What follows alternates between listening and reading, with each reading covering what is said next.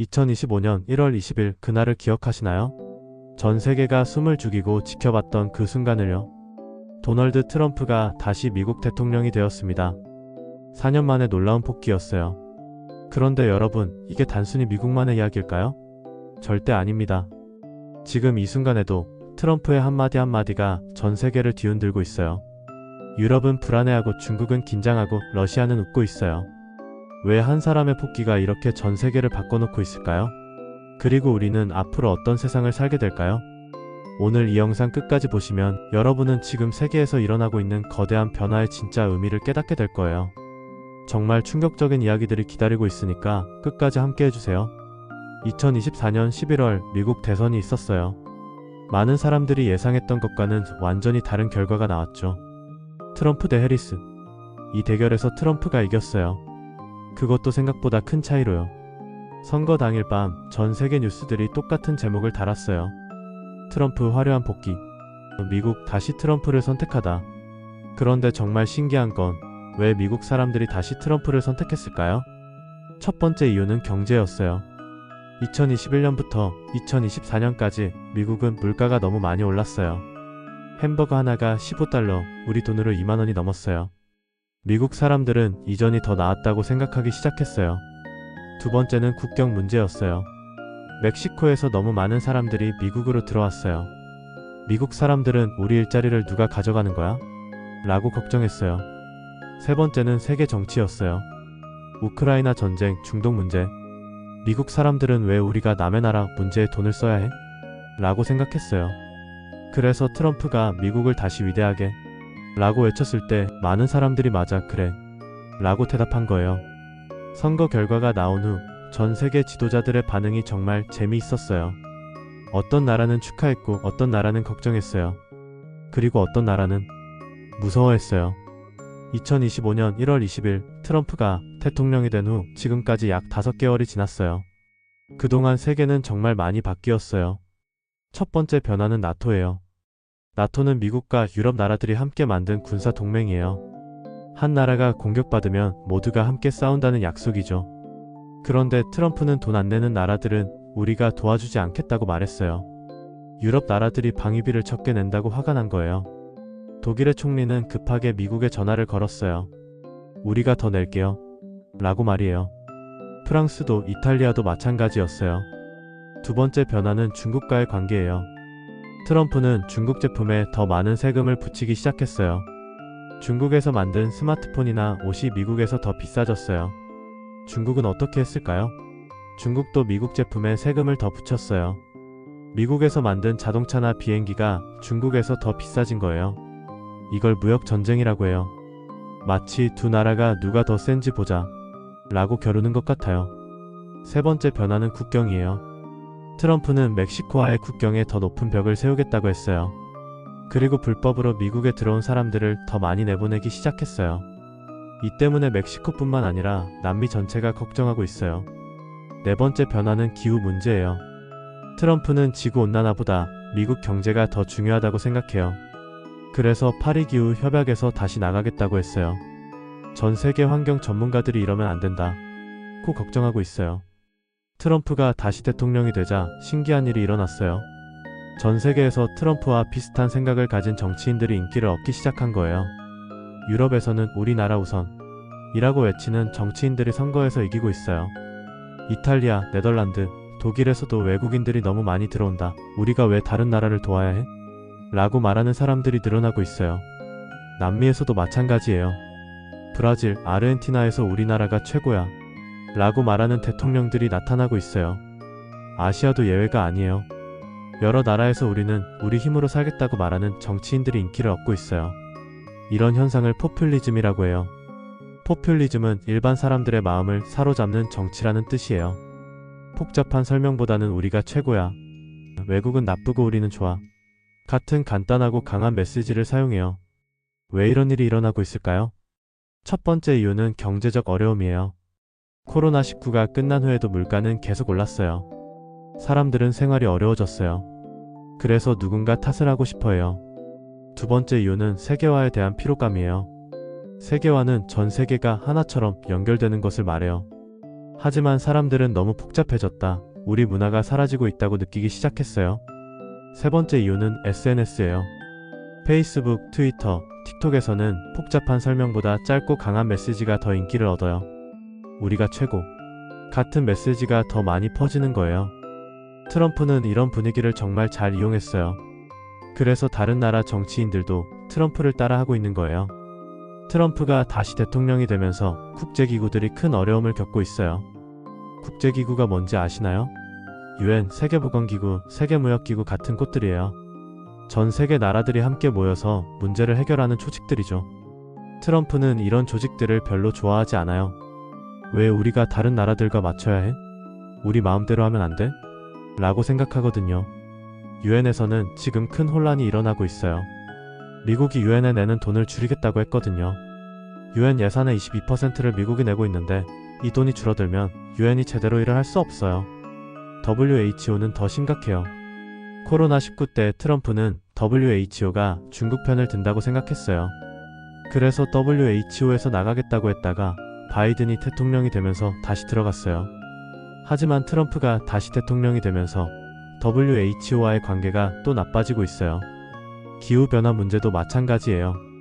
파리 기후협약은 전 세계 나라들이 지구온난화를 막기 위해 함께 노력하자고 약속한 거예요. 하지만 트럼프는 미국 공장들이 문을 닫으면 일자리가 없어진다고 걱정하면서 이 약속에서 나가려고 해요. 이런 상황에서 다른 나라들은 어떻게 하고 있을까요? 유럽 나라들은 우리끼리라도 함께 하자고 말하고 있어요. 독일, 프랑스가 앞장서서 미국 없이도 할 수 있다고 주장하고 있어요. 중국은 이 상황을 기회로 보고 있어요.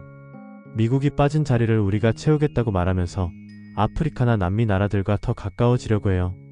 러시아는 좋아하고 있어요.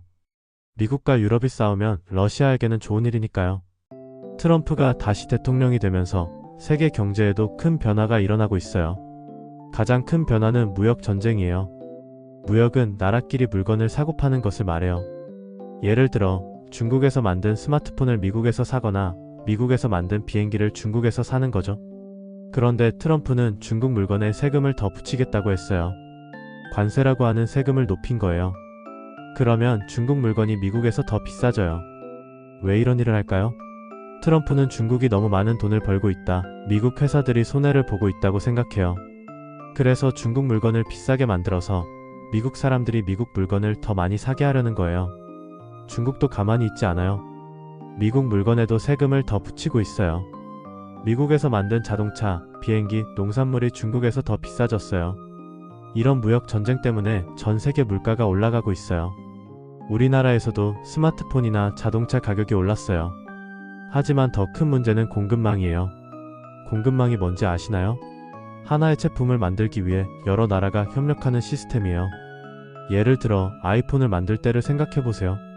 설계는 미국에서 하고 부품은 한국과 일본에서 만들고 조립은 중국에서 해요. 이렇게 여러 나라가 함께 일하는 게 공급망이에요. 그런데 미국과 중국이 싸우면서 이 공급망이 끊어지고 있어요.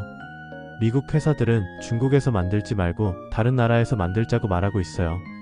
중국 회사들도 미국과 일 안 하겠다고 하고 있고요. 이 때문에 베트남, 인도, 멕시코 같은 나라들이 새로운 기회를 얻고 있어요. 많은 공장들이 이 나라들로 이사가고 있거든요. 우리나라는 어떨까요? 한국은 정말 어려운 상황이에요. 미국도 중요하고 중국도 중요한 나라거든요. 삼성, LG, 현대 같은 한국 회사들은 둘 다와 일을 해야 해요. 하지만 미국과 중국이 우리 편을 선택하라고 압박하고 있어요. 정말 어려운 선택이에요. 트럼프 시대의 또 다른 특징은 새로운 동맹이 만들어지고 있다는 거예요. 전통적으로는 미국과 유럽이 한 팀이었어요. 그리고 중국과 러시아가 또 다른 팀이었죠. 하지만 지금은 상황이 복잡해지고 있어요. 먼저 중국, 러시아, 이란이 더 가까워지고 있어요. 이 세 나라는 모두 미국을 좋아하지 않거든요. 그래서 우리끼리 뭉치자고 하고 있어요. 중국은 러시아에게 경제적 도움을 주고 있어요. 러시아가 우크라이나와 전쟁을 하면서 서방 나라들이 경제 제재를 했는데 중국이 러시아와 계속 거래를 하고 있어요. 이란도 마찬가지예요. 이란은 중동에서 미국과 대립하고 있는데 중국과 러시아가 이란을 지지하고 있어요. 반대편에서는 미국이 새로운 친구들을 만들고 있어요. 인도, 일본, 호주, 한국과 더 가까워지려고 해요. 특히 인도-마이너스 태평양 지역에서 중국을 견제하려고 하고 있어요. 유럽은 좀 애매한 상황이에요. 미국과는 전통적으로 친구였지만 트럼프가 유럽을 대하는 방식 때문에 기분이 좋지 않아요. 그래서 우리도 독립적으로 행동하자고 말하고 있어요. 독일과 프랑스는 유럽만의 군대를 만들자 미국에만 의존하지 말자고 주장하고 있어요. 아프리카와 남미는 어떨까요? 이 지역 나라들은 누가 우리에게 더 도움이 되는지 보자는 입장이에요. 미국이 도움을 주면 미국과 친해지고 중국이 도움을 주면 중국과 친해지고요. 특히 중국은 1대1로라는 프로젝트로 많은 나라들과 친해지려고 해요. 길, 다리, 항구를 만들어주면서 친구를 늘리고 있어요. 이런 상황에서 작은 나라들은 정말 어려워요. 큰 나라들이 우리 편을 선택하라고 압박하거든요. 하지만 작은 나라들은 우리는 그냥 평화롭게 살고 싶어요 라고 말하고 있어요. 트럼프 시대의 또 다른 특징은 기술 전쟁이에요. 기술 전쟁이 뭔지 아시나요? 옛날에는 나라끼리 싸울 때 군인과 총을 사용했어요. 하지만 지금은 컴퓨터, 인터넷, 인공지능 같은 기술로 싸워요. 미국과 중국이 가장 치열하게 기술 전쟁을 하고 있어요. 미국은 중국에게 고급 반도체를 팔지 않겠다고 했어요. 반도체는 컴퓨터, 스마트폰, 자동차에 들어가는 정말 중요한 부품이에요. 반도체가 없으면 현대적인 기계를 만들 수 없어요. 왜 미국이 이런 일을 할까요? 중국이 인공지능을 너무 빨리 발전시키고 있어서 걱정하는 거예요. 인공지능이 발달하면 군사기술도 발달하거든요. 중국은 어떻게 대응하고 있을까요? 중국은 우리도 우리만의 반도체를 만들겠다고 하고 있어요. 그리고 다른 분야에서 미국을 앞서려고 노력하고 있어요. 예를 들어 전기자동차 분야에서는 중국이 미국보다 앞서고 있어요. BYD 같은 중국 회사들이 테슬라보다 전기차를 더 많이 팔고 있어요. 5G 통신 기술에서도 중국의 화웨이가 정말 뛰어나요. 하지만 미국은 화웨이 장비를 사용하면 안 된다고 여러 나라들에게 말하고 있어요. 중국이 우리 정보를 훔쳐볼 수 있다고 걱정하기 때문이에요.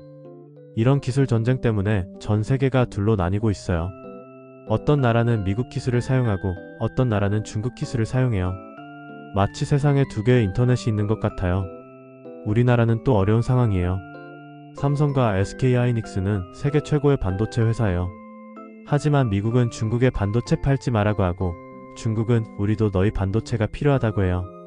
정말 복잡한 상황이에요. 지금까지 트럼프가 세계를 어떻게 바꾸고 있는지 살펴봤어요. 그런데 이 모든 변화가 우리 일상생활에는 어떤 영향을 미칠까요? 첫 번째는 물가예요. 무역 전쟁 때문에 여러 물건들이 비싸졌어요. 스마트폰, 자동차, 심지어 음식값도 올랐어요. 트럼프의 정책 때문에 우리 지갑이 얇아지고 있는 거예요. 두 번째는 여행이에요. 나라끼리 관계가 나빠지면서 여행하기가 어려워졌어요. 비자를 받기가 더 까다로워지고 어떤 나라는 아예 가기 어려워졌어요. 세 번째는 교육이에요. 미국 대학에 유학 가는 것이 더 어려워졌어요. 특히 중국 학생들은 미국 비자를 받기가 정말 어려워졌어요. 한국 학생들도 영향을 받고 있어요.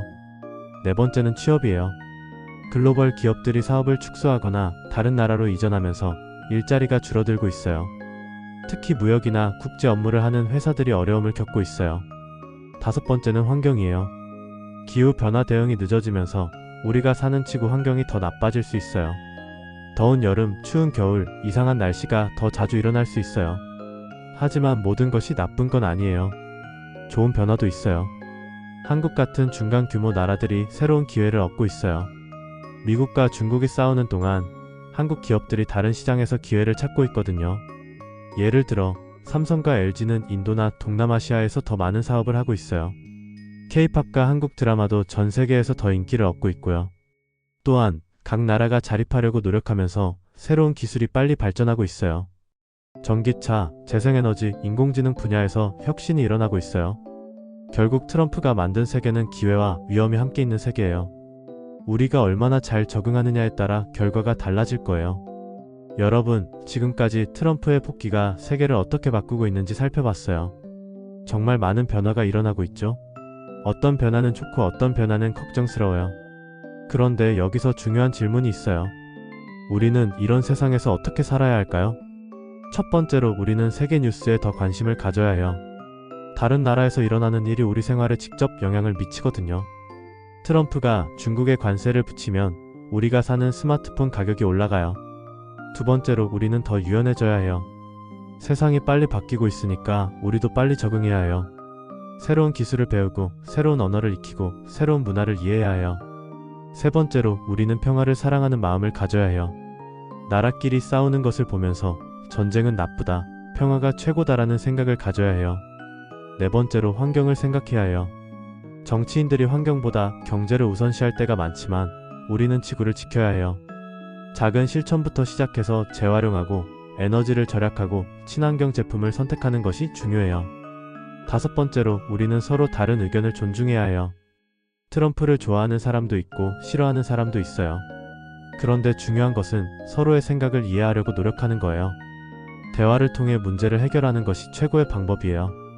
마지막으로, 우리는 희망을 잃지 말아야 해요. 세상이 복잡하고 어려워 보여도 우리가 함께 노력하면 더 좋은 세상을 만들 수 있어요. 젊은 여러분이 바로 그 희망이에요. 여러분, 오늘 방송은 여기서 마무리할게요. 트럼프의 복귀가 가져온 변화들을 이해하고 우리가 어떻게 대응해야 할지 생각해보는 시간이었어요. 세상은 계속 변하지만 우리가 현명하게 선택하고 행동한다면 분명히 좋은 미래를 만들 수 있을 거예요. 다음 시간에도 더 재밌고 유익한 이야기로 찾아뵐게요. 지금까지 들어주셔서 감사하고 모두 건강하고 행복한 하루 보내세요. 안녕.